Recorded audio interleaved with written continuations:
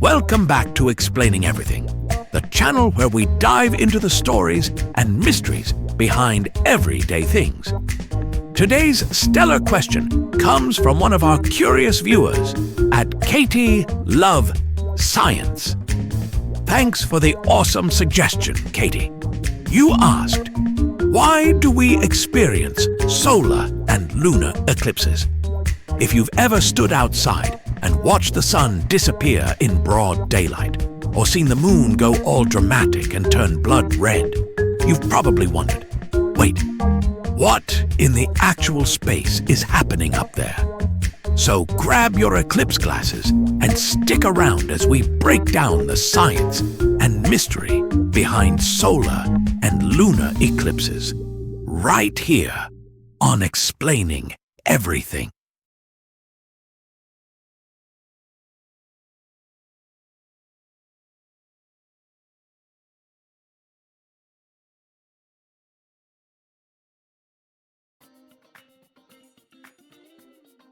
Let's start simple. An eclipse happens when one space object moves into the shadow of another. That's it. It's like cosmic hide and seek. There are two main types we care about here on Earth. Solar eclipses, when the moon blocks the sun. Lunar eclipses, when the Earth blocks the sun's light from hitting the moon. It's the universe's way of reminding us that it still has some cool party tricks up its sleeve. A solar eclipse happens when the moon drifts between Earth and the sun. The moon's like, hey, Earth, do you like that sunlight? Yeah. Not today. Here's the wild part. The sun is 400 times wider than the moon, but it's also about 400 times farther away. That means, from our perspective on Earth, the sun and moon appear almost the same size in the sky. It's the most cosmic coincidence ever. Like the universe aligned its display settings perfectly. Now, when the moon photobombs the sun, three things can happen. Total solar eclipse. The sun gets completely blocked. Everything goes dark. Chickens go to bed. People scream. Partial solar eclipse. The moon's a little off-center, like a really bad haircut. Annular eclipse. The moon's too far away, so it doesn't fully block the sun. You get a bright ring of fire. No Johnny Cash is required. But here's the kicker. Solar eclipses are rare. Not because the moon is shy, but because it needs to line up perfectly. And the moon's orbit is tilted about 5 degrees, which sounds tiny until you remember that space is big. Big. Like your Wi-Fi won't reach the kitchen kind of big. So, even though we get new moons every month, we don't get solar eclipses each time. The moon is either too high or too low to perfectly block the sun. Classic overachiever behavior. Now let's talk about the lunar eclipse. The moon getting ghosted by the sun. This happens when the Earth slides right between the sun and the moon and casts a big old shadow on the moon. And since the Earth is much bigger than the moon, it can completely cover it in shadow. The result? A blood moon.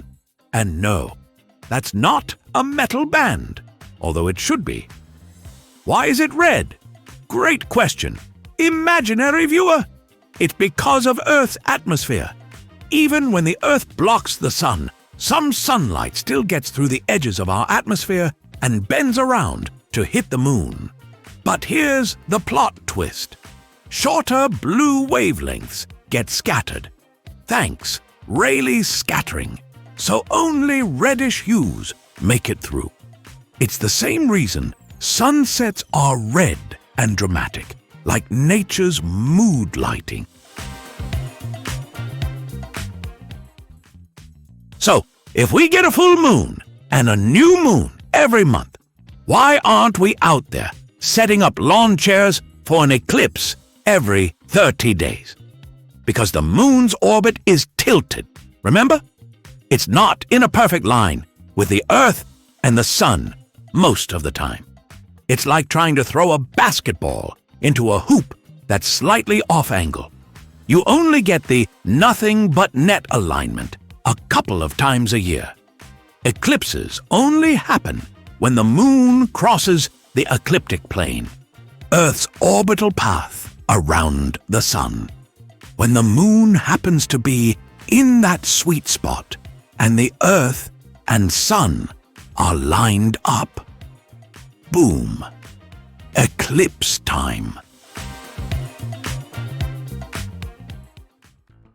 Now, imagine you're a farmer in ancient times. No science, no telescopes. You're just out in the field when, bam, the sun vanishes in the middle of the day. Chickens lose it. Goats start a revolution. You assume the gods are mad and start offering your best carrots as sacrifices.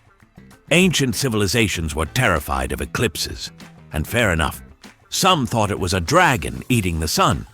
Others thought it was an omen of doom. And one guy probably tried to fight it with a stick. Let's wrap this cosmic event with some bonus trivia. Eclipses come in cycles. The Saros cycle lasts about 18 years and helps astronomers predict future eclipses. Total solar eclipses won't last forever. The moon is slowly moving away from Earth at about 1.5 inches per year.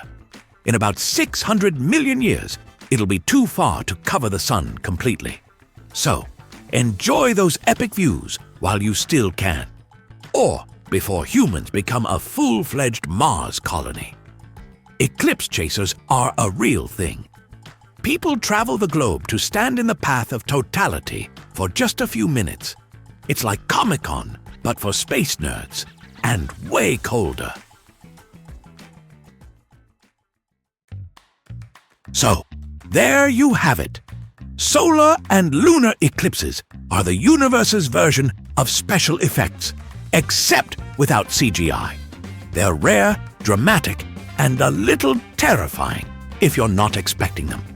Whether it's the moon stealing the spotlight or the Earth photobombing your lunar selfie, eclipses are a beautiful reminder that space is awesome and occasionally rude. If you like this video, hit that like button and subscribe. Also, if you have suggestions for our next video, feel free to share them in the comments below. We'll be sure to give you an acknowledgement for your contribution.